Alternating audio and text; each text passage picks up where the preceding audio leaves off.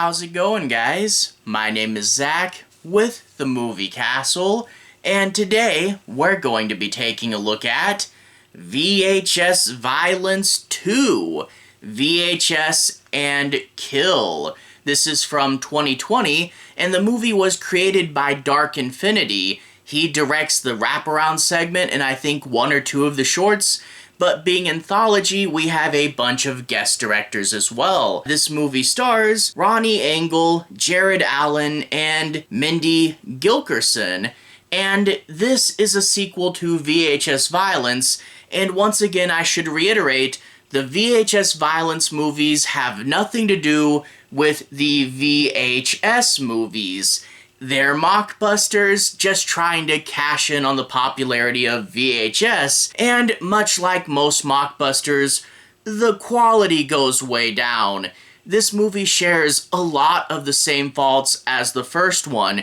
If you remember my review of the first one, I said it was very underproduced. The stories were not interesting, and in fact, usually the stories were barely there. Most of the stories were fake snuff, so one person pretending to kill another person, and it was just kind of, bad special effects, bad acting, not much happens, and they would just kind of throw random stuff at the screen, and it was almost like snuff ambiance. Obviously fake snuff, but yeah, no, it wasn't much of anything. But I have this 2-pack, it has the first 2 VHS Violence movies in it, and I thought, let's go ahead and rip the band-aid off and see if the second one gets any better.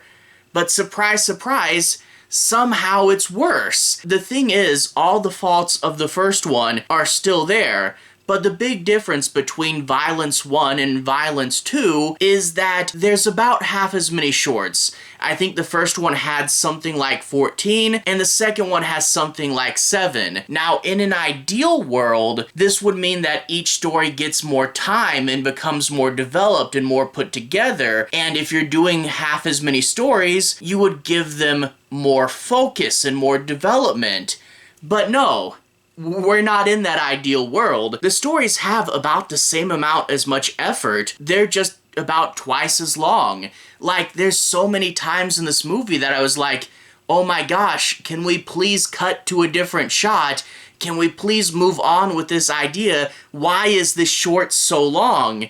And it was boring. It was so incredibly boring, and I could barely keep my eyes open, and it kept the random, underdeveloped nature of the first one and just decided to pad the runtime and not do as many shorts. It came out terribly, and that was disappointing. But before we get too far into it, what's the plot of the movie? Well, much like the first one, someone's got a VHS tape, but this time around, he got it from the video store, and it's this guy, he takes the tape, he puts it in, he sits on his bed, and he watches it, and periodically we'll cut to him reacting, which is very similar to the girl from part 1, except for she was given the tape, it was like left on her front doorstep, and there was intrinsically more mystery there. This guy just got it from the video shop. I don't know why the people behind the VHS tapes would put it at the video shop and how they would be able to track this guy back home, but never mind all that. We get a base, bare-bones setup once again, and very generic underreacting, except for this time around the guy will sometimes think the shorts are funny or stupid. It's essentially the same thing again, but with a different character. Lazy right off the bat. But let's talk a bit about a few of those shorts. The very first short, this girl is going on a hike in the desert, and she's recording it to show her friends what fun they're missing, and eventually she's going to stumble across something. And when she stumbles across this thing, it gets a little bit interesting for a minute. It's not the best thing ever, but it might be the highlight of the movie. But until then, it's just so much of her like, oh, I'm so hot and this was actually a bad idea. I want to go home. And it just drags so bad. And that will set the tone for the rest of the movie. It's gonna drag. In one short, a killer is filling up a tub of water to drown a girl. And you know how long it takes for a tub to fill up from a water hose? A long time. There were luckily a few cuts, but oh my gosh, there needed to be way more because I did not like watching a man fill up a tub of water. That's not cinematic, guys. There was another short, and it was like the last one, and the whole short was just a girl saying that she had took too many pills because her boyfriend had cheated on her, and this was like her last message. And that has dramatic potential, but it never really hooked me. And the whole short was just a woman sitting there talking to the camera, which if you have a camera and if you can get an actress to agree to do this, I mean, you can shoot this for essentially free. I mean, just a person talking to the camera, that's what I'm doing right now. This whole segment took about as much effort to make as it did for me to review the whole movie. That's not good. There's one that goes a little different.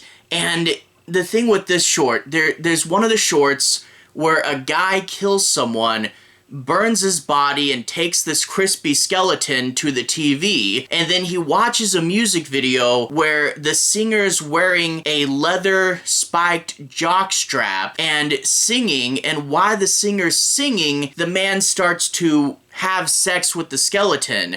Now that is a more big story, I guess. Something is happening in this story, but it was so surprising that they could actually make that boring. I was like, this is definitely a what am I watching type moment, but I was somehow still bored, almost as if this movie was cursed to never be interesting. I don't know. There are a few other things, like this movie does have the occasional magic camera. Like there's one awkward first date sequence where it's like two people talking at a first date in a restaurant. It goes on way too long, but it's shot with a 3-camera setup. And I thought, oh, we're breaking found footage rules, right? But then they addressed the cameras later on, and I'm like, you're telling me that the killer who set up these cameras set up a 3-camera setup and no one addressed it? What? Yeah, there's some weird technical stuff, and like with that dinner sequence, oh, that was such cringy acting, and we do get some goofy special effects, but again, because so much of this is runtime padding, the first one whipped through so many different crazy things, at least we got to see some cheesy special effects, but there's a lot less of them in this because so much of what we're watching is just padding. There was one that was halfway decent. I think it's called Found Failure, and this guy goes, I'm all messed up, look what I have in my basement, and he has this woman tied up on a mattress, and he starts to do some torture to her, and at first it's pretty generic, but the movie actually had a fun little ending to it that was kind of funny, and I'm like, okay, this actually had an idea there, and I shouldn't be that impressed that it had an idea. The short wasn't great, but I'm like, hey, one of these shorts has an idea. So yeah, overall, this was really not good. It took the first movie and all of its problems and then just padded them out. We got less stories, but not more in each story. We just got longer running takes. And yeah, no, I can't recommend this one. I have one more to go. It's not on DVD as far as I know, but the third one's called Bootlegged, and it's on Tubi, and well, I already ripped the Band-Aid off watching the second one. Do I dare watch the third? I don't know. Anyway, to everyone who's watched so far, thank you for watching. To everyone who's liked and subscribed, thank you. You really are helping the channel out. I'll leave a relevant playlist on the bottom. If you guys want to see more videos kind of like this, you can click right there and see more. Anyway, have a good day. I'll see you guys again very, very soon. Relevant playlist here. Have a good day now.